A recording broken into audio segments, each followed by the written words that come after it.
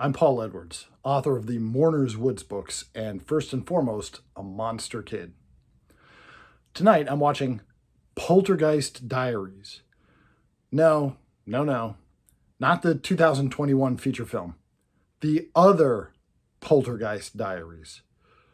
Poltergeist Diaries, the 2013 series of web episodes that connect together to form a larger narrative about a man who is documenting the supernatural events that plague him in his home. This is a found footage format story, and it begins in the man's first home when he stumbles upon a Ouija board. I know. You'd think anybody who's ever seen a horror movie at this point would know not to touch the thing. But of course he does. And a supernatural malignance starts to plague him. He winds up moving, and that does absolutely no good at all. The supernatural malignance has now latched onto him. It doesn't care about the house, it cares about him. And so it has followed him to his new house. And you can't keep moving and moving. So he has to find some way to combat and hopefully eliminate this haunting presence that's after him.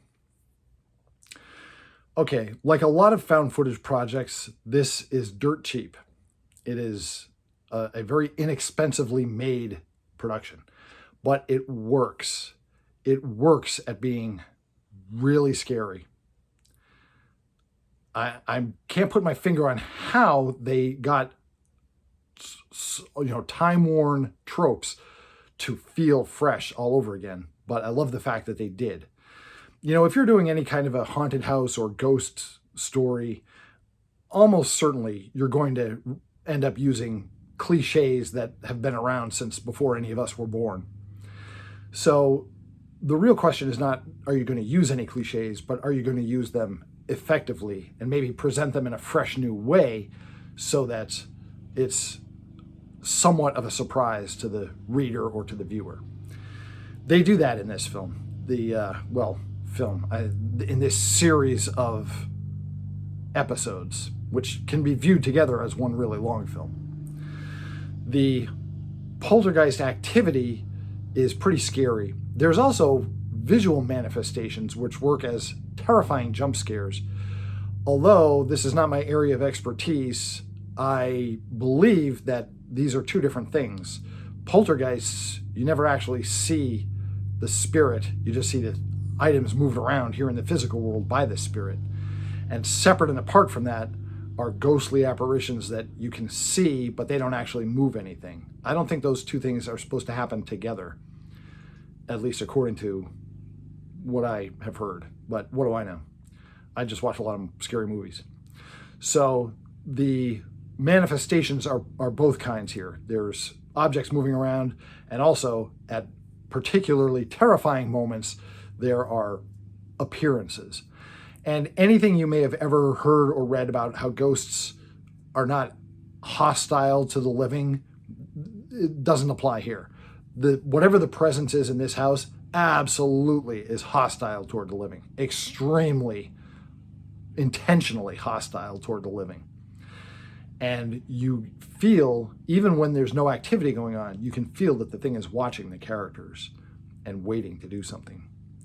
And it's never going to do something good. It's always going to be something horrifying. But most of the terror is from waiting for the inevitable scare.